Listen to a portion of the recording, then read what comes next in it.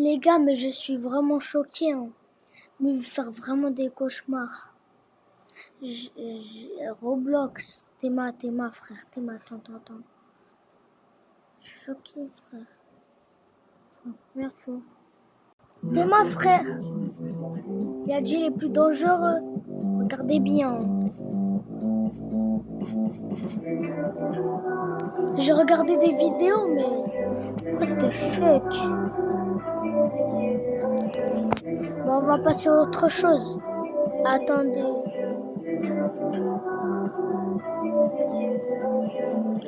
Vraiment là, les gars, je suis choquée, hein. Mais pas possible. C'est pas possible. Vraiment. Regardez, il y a même des vidéos. Les gens, ils sont choc-barres. Théma. Je vous laisse regarder. Moi, je vais m'allonger. Asseyez-vous bien. Asseyez-vous bien, les gars. Roblox est un jeu qui a vu passer un nombre de joueurs tous plus chelous les uns que les autres. Des personnages qui, depuis 20 ans, n'ont cessé de marquer la communauté pour le meilleur ou pour le pire. Le phénomène de John Doe, qui devait hacker Roblox le 17 mars et qui avait mis tout le monde en sueur, en est l'exemple le plus frappant. Mais il n'est pas seul. En effet, aujourd'hui, on va voir différentes petites histoires de hackers qui ont marqué l'histoire de Roblox à tout jamais. Des personnages qui ont terrifié les joueurs pendant des décennies au point de devenir des légendes. Certains sont bannis, d'autres sont encore là sous différentes formes, et d'autres sont juste carrément chelous. Alors installez-vous confortablement, car moi, c'est Akram, je parle du côté mystérieux et flippant du jeu vidéo, alors abonnez-vous pour ne rien louper.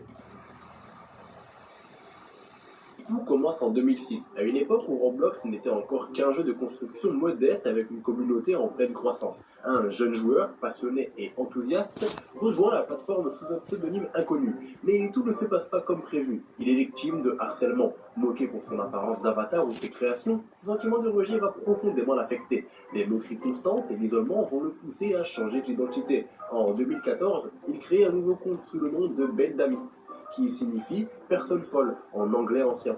Avec son nouveau départ, il investit dans des Robux, personnalise son avatar et fait des rencontres amicales, notamment avec un ami nommé UAI. Mais ce qui semblait être une renaissance heureuse va vite tourner au cauchemar.